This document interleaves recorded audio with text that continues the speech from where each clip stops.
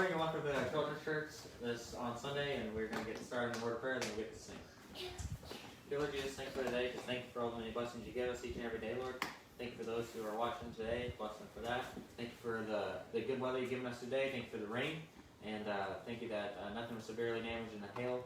And help us have a good day in your house and be with those that are traveling today if they're going wherever they need to go, Lord. In your name we pray. Amen. Amen. All right, girls, come on up and we'll sing a couple songs. All right. Graham, it's fine. It's fine. It's fine. Okay. Song? Okay. Peace like a river. Peace like a river. There we go. Spread out a little bit. Spread. I didn't mean to move. I don't stink. All right, ready? I got Peace like a river, I got peace like a river, I got peace like a river in my soul. I got peace like a river, I got peace like a river, I got peace like a river in my soul. I got joy like a fountain, I got joy like a fountain, I got joy like a fountain in my soul. I got joy like a fountain, I got joy like a fountain, I got joy like a fountain in my soul. I got love like the ocean, I got love like the ocean, I got love like the ocean in my soul. I got love like the ocean, I got love like the ocean, I got love like the ocean in my soul. You go okay?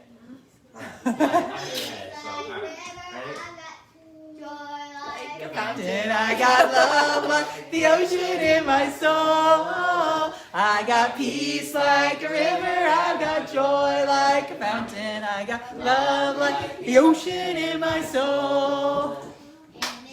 Because of Jesus and it's all, because of Jesus and it's all, because of Jesus in my soul. And it's all because of Jesus and it's all because of Jesus. All because of Jesus in my soul.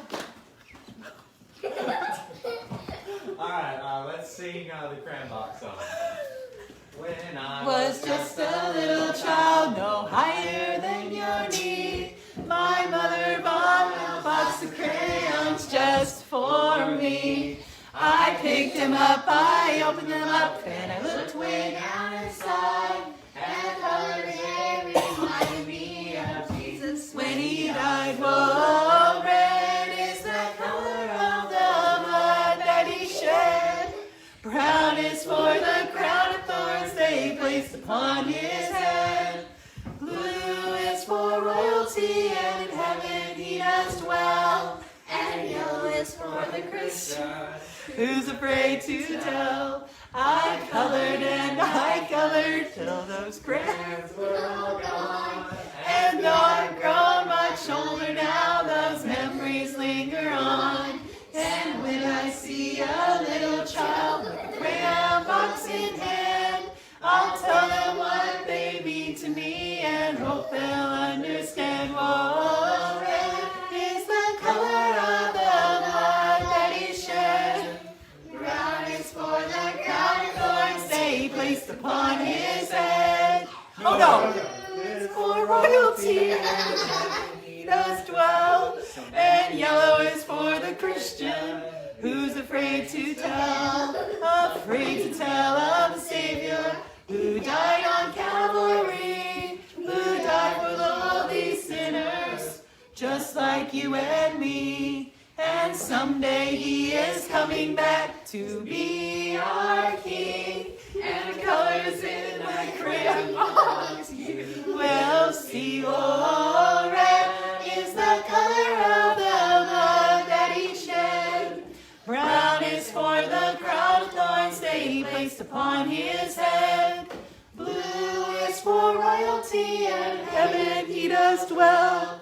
And yellow is for the Christian who's afraid to tell.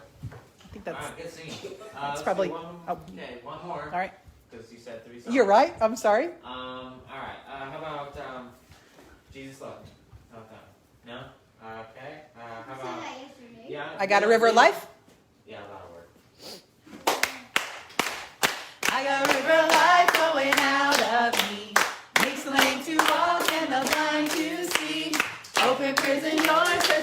captive tree. I got a river of life flowing out of me. Spring up a well, goosh, goosh, goosh, goosh. Within my soul, spring up a well, splash, splash, and make me whole. Spring up a well, whoosh, and give to me that life abundantly. I got a river of life flowing out of me. It's learned to walk and the blind to see. Open prison doors, set the captives free. I got a river of life flowing out of me. Spring up a well, goosh, goosh, goosh. Within my soul, spring up a well, splash, splash, and make me whole. Spring up a well, whoosh, and give to me that life abundantly. Alright, can't do it again. We're going to run out of time if we do it again. So Miss Collins going to come up and give you a quick lesson, then I'm going to come up and give you a lesson.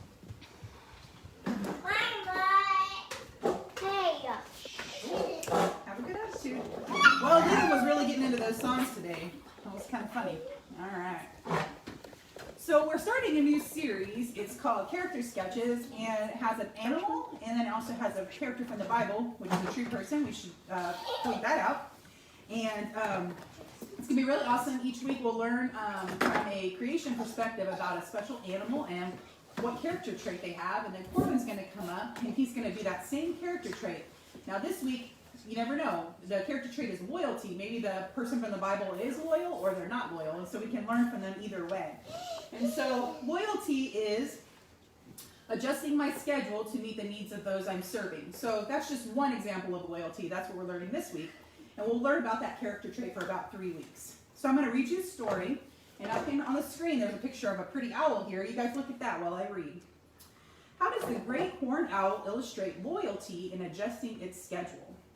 A faint crunch sounded deep in the frozen north woods as a great horned owl fractured the glazed snow surface on a large oak limb. The chilling February wind played with the tufts of its feathers on this crouched figure as she surveyed the nearby trees. She gave little attention to the snow or the wind. Her keen eyes were in search of something more important. Suddenly, she spotted what she was looking for. Her large, powerful wings spread and lifted her to another tree for a closer investigation. The reward of her search was an abandoned crow's nest. It passed her inspection. She began pecking away at its frozen crust of snow and added a few branches and breast feathers.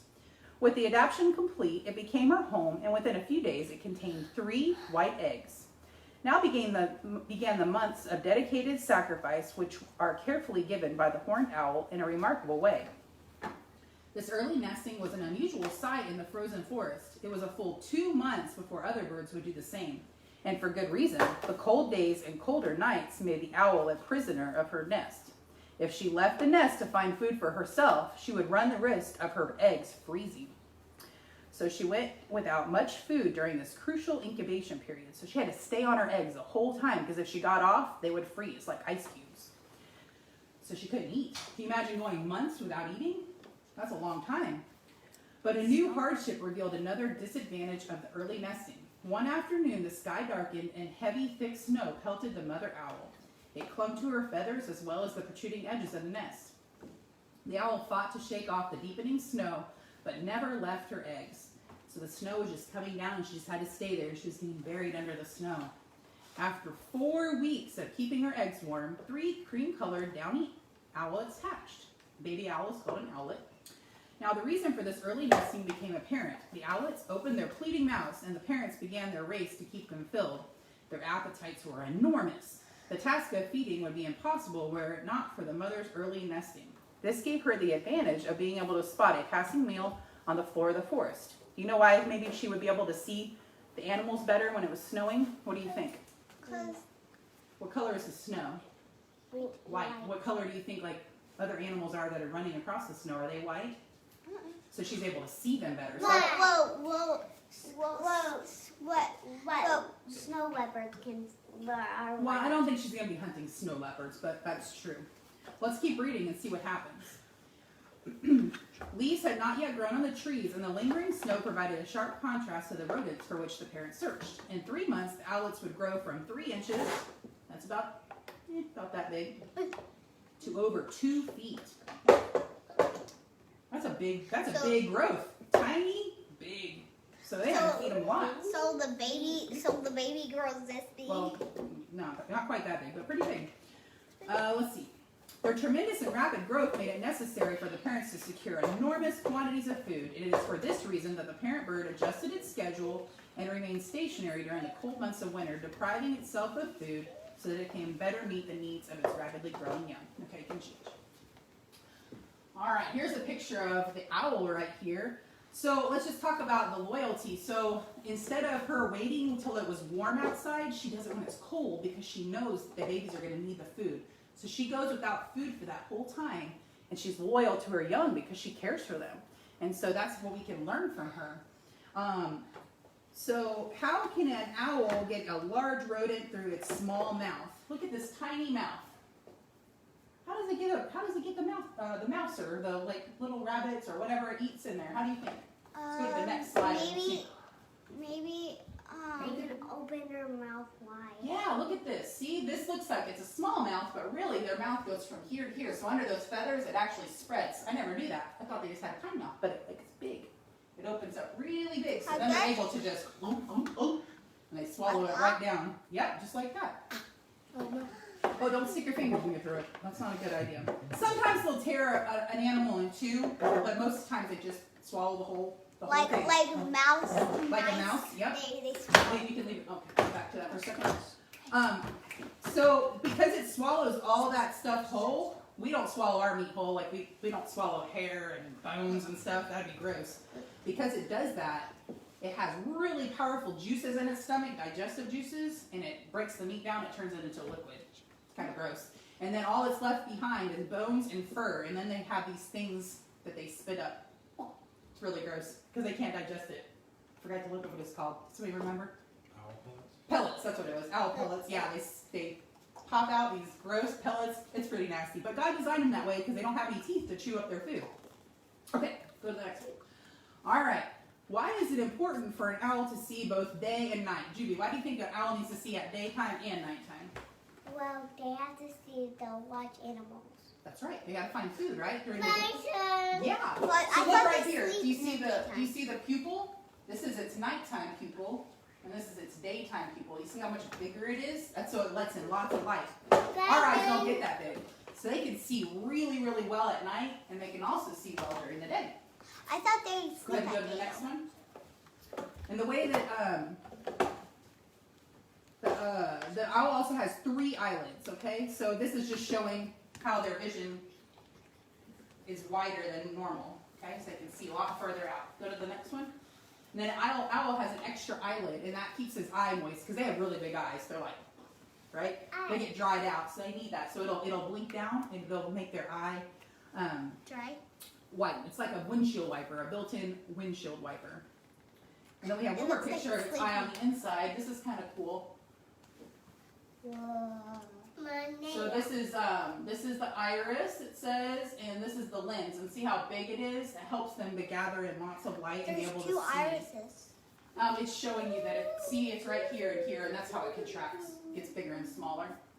I mean, I'm not an ophthalmologist, but Mommy, that's what I'm saying. the circle I just play it on looks like TV. the sun.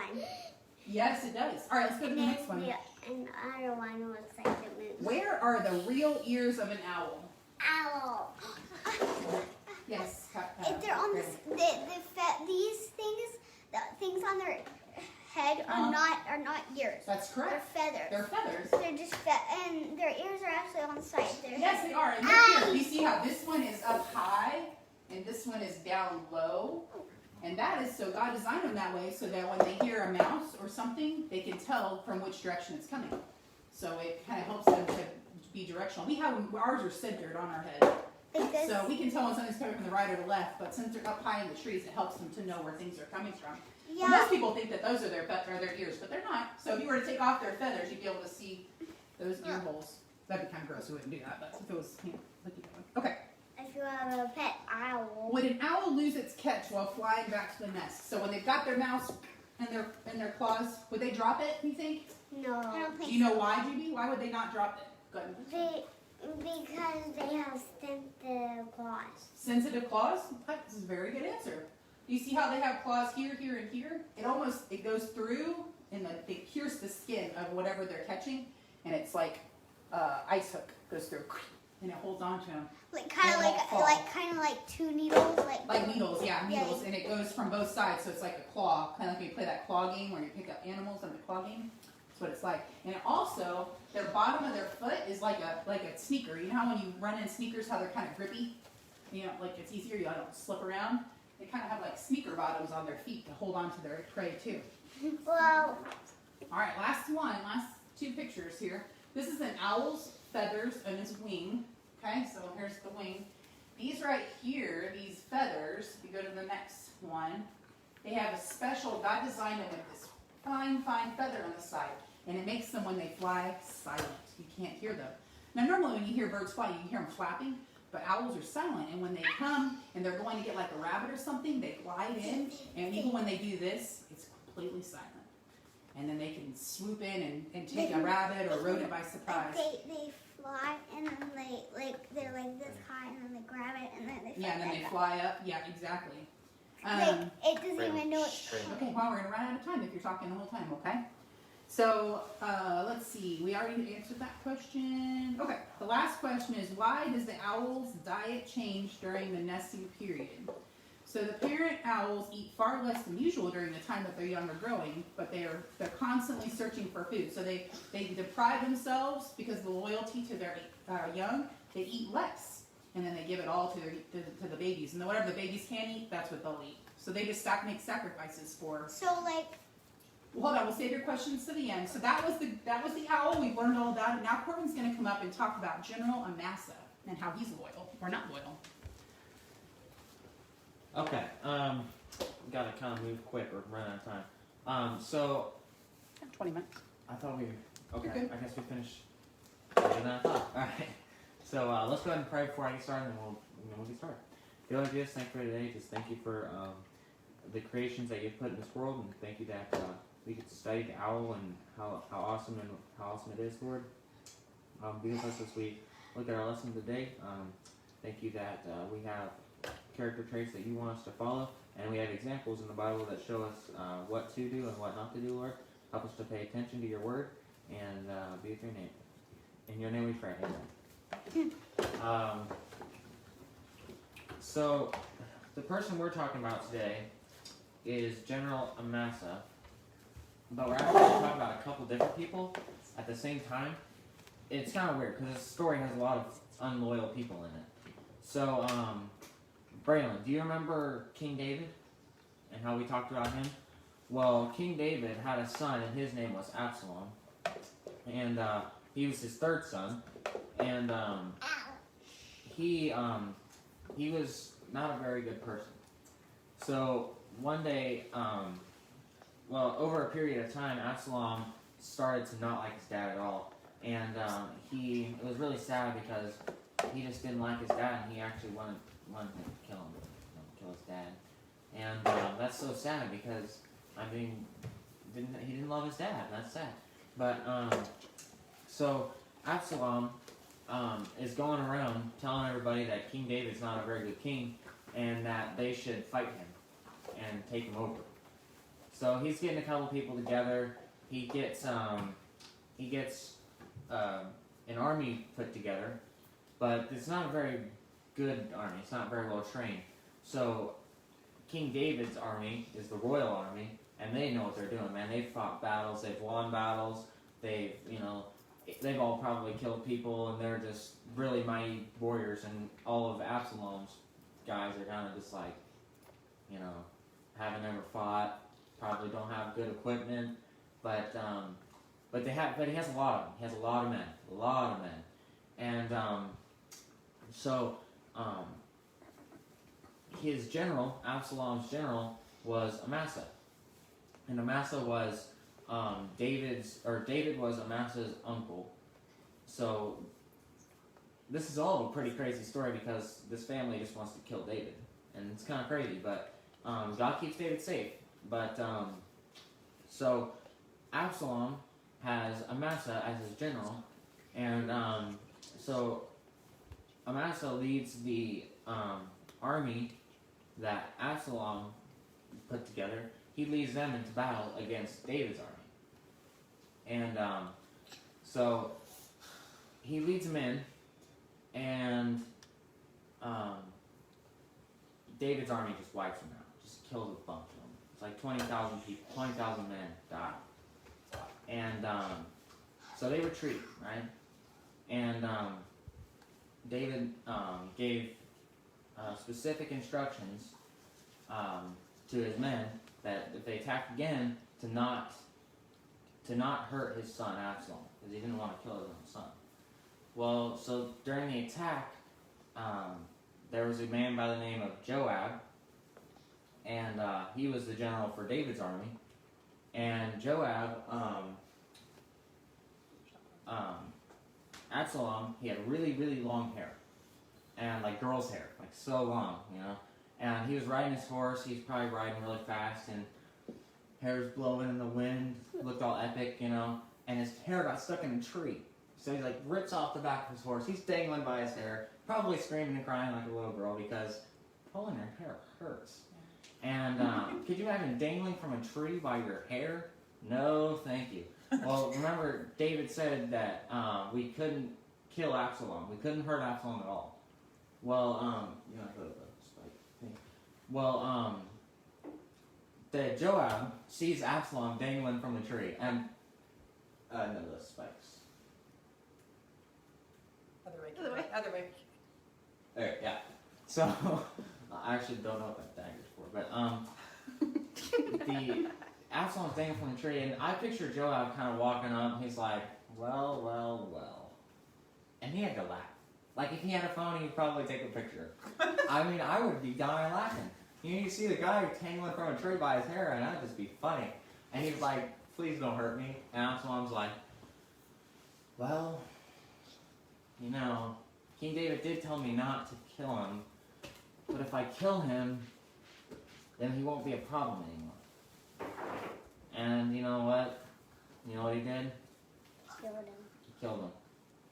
Bam! Shoved 3 spikes straight through his heart. 3. Just boom, boom, boom. And Absalom's like hanging from his hair like, oh no. And bam, bam, bam. Yeah, not a pretty picture. Well, Joab thought he got away with it. Because, I mean, how is someone going to know that he was the one that killed Absalom? Well, somehow David found out. And Joab got fired. David gave him the boot. He said, if you're going to disobey me and not be loyal, then you can't work for me. So Joab got a little upset about that. And David was like, well, now I just fired my general, my best general. I guess I'm going to need somebody else. I was like, who do I know in my family who's tried to kill me that would make a good general? Oh, yeah, Amasa. He would work. So he gives Amasa a call. Well, he doesn't call him. He gives him a right, you know. And Amasa comes, and David's like, hey, I got an opening. You know, someone just killed my son, and I had to fire him for obvious reasons. And so there's an opening. Would you be interested? And Masa's like, yeah, I'd be interested. Is this a trick? I mean, I did just try to kill you. We're still good? Yeah, I'll see you at the family reunion then. And so David's like, all right, good deal. So Amasa, he's like, all right, here's what I want you to do. I want you to gather all the men, and in 3 days we're gonna march to fight. Who are we fighting? Well, Amasa, I cannot remember his name. Has Amasa gather an army for 3 days because the people of Israel that supported Absalom and trying to take over King David were starting to rebel, and King David wanted to shut down that rebellion before it spread and eventually would not be able to hold them off. So King David told Amasa, he says, I want you to get, in 3 days, you have 3 days to go around and gather as many men as you can to fight this rebellion because we need to stop it. So General Amasa's like, yeah, King, I won't let you down, man. 3 days and I'll be right here at your door with all my men. King David's like, all right. So 3 days goes by. David wakes up in the morning, he's like, today's the day. 3 days later, we're going out. So I imagine David just runs downstairs ready for war. You know, he's like, all right, gotta get this done. Gotta stop this rebellion before it gets too bad. Goes outside, and then there's like a tumbleweed goes by. Nobody's there. Nobody. King David's like, well, this is what happens when you trust the guy that tried to kill you. He doesn't do his job. Well, he's late. He's late. He doesn't even have the men. So King David's like, well, all right, get my royal army. We'll have to take them, I guess, to stop this rebellion. And King David didn't want to take his army because if he took the army from Jerusalem, then Jerusalem would be weak for defensively, and someone could attack. And then that was on David's mind too. So he was kind of like, he really needed Amasa to do his job so that the people of Jerusalem could be safe as well.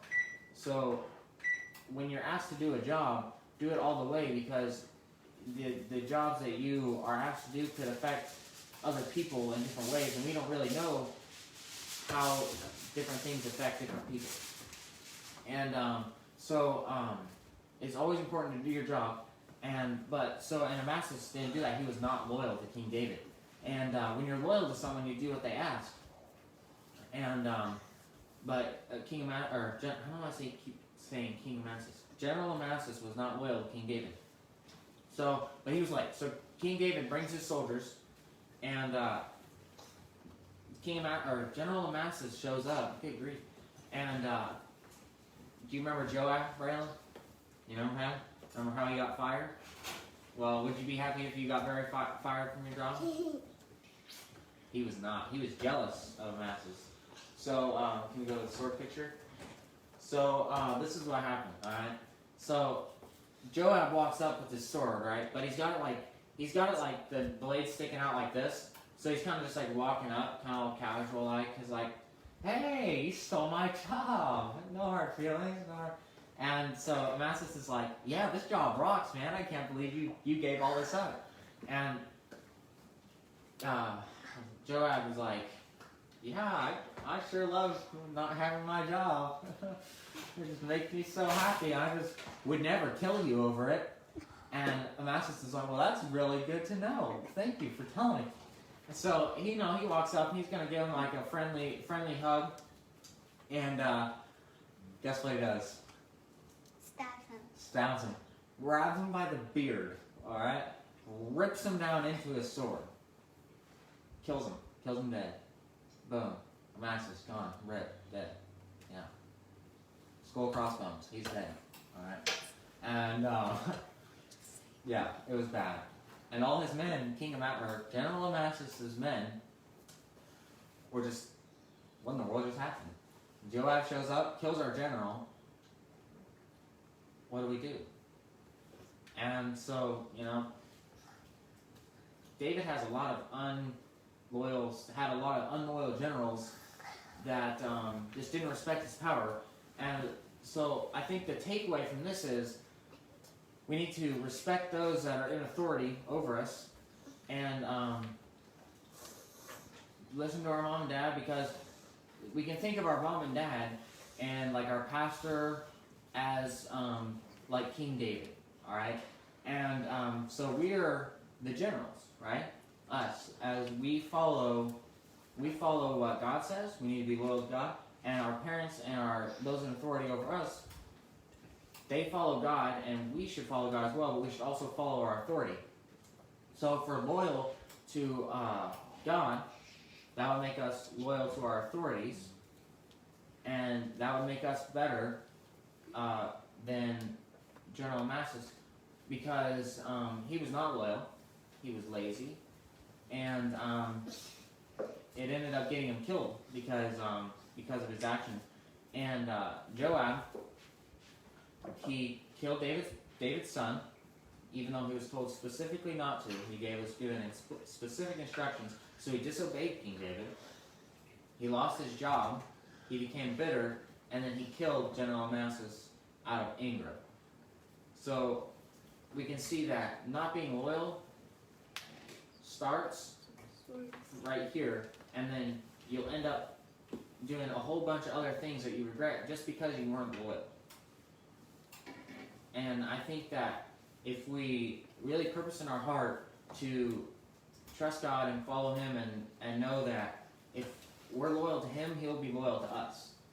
So that's it for right now. We'll go ahead and pray, then I'll ask a couple questions. Mom. Dear Lord Jesus, thanks for today. Just thank you for all the many blessings you gave us, Lord. Thank you that we can look in the Bible and see that even though, or thank you that we can see the examples that you give us of what not to do and how to do it correctly, Lord. And help us to have a good day in your house today, Lord. And thank you for your creation again, Lord. And thank you that we have this beautiful earth to live on. Be with those that are sick today, whether it be the coronavirus or just a head cold or whatever it may be. Be with them. Be with President Trump and the decisions that he has to make, Lord. In your name we pray. Amen. All right, so a couple questions. What was King David's son's name? No, what was his son's name? Absalom, that's right. Okay, what was the general we were talking about? Amasa, General Amasa. And who was the king, Juby? David. King David, that's right. Was King David happy or mad when his son got killed? Mad. Mad, yeah, he was upset. What did he do to General Joab when he found out that he fired him? Just right out the door, gone. What job did King David offer General Amasa? To get a lot of guards. That's right, to get a lot of guards or a lot of soldiers to go fight the rebellion. That's right, good job. You're a good listener. What, did he do it? Yeah, no. No, he did not. Was that very loyal? No. No, it was not. What did David do? What did David have to do since General Amasa didn't do his job? He had to kill him. Well, he didn't have to kill him. No, he had to get his own guards. Remember, he had to get his own troops. And then he had to kill him. Well, that part comes in a second. Who killed General Amasa? David. No, not David. It was the other guy that got fired. Remember? The General Joe. General Joab. That's right. How did he kill him? With No, not the 3 spikes. Remember, he grabbed him by his beard and ripped him in his sword. and stabbed him right in the stomach with the sword. That's right. How did Absalom die? With 3 spikes. 3 spikes. Was he dangling by his feet or was he dangling by his arm? His arm. His hair. His hair. That's right. I tricked you, Judy. He's dangling by his hair. Do you think that was Joab supposed to kill Absalom? No. No, he wasn't. No. But yeah, he did though, huh? Yeah. Do you think? Let's see. One more question. How many spikes? 3. 3 spikes. Where did he stab him? In his heart. In his heart. Just boom, boom, boom. Yeah. Not a pretty sight. Not a pretty sight. Alright, well that's it for today. If you answer those questions, let your parents know and no message by mom and she'll get your stuff together. And we'll go ahead and pray to be dismissed and then we'll have the other church at 11. Dear Lord Jesus, thank you for the day. Thank you for all the kids listening today, Lord. Thank you that for everyone that came, bless them for that. Help us have a good day in your house, Lord. And thank you for the rain you provided. And in your name we pray. Amen.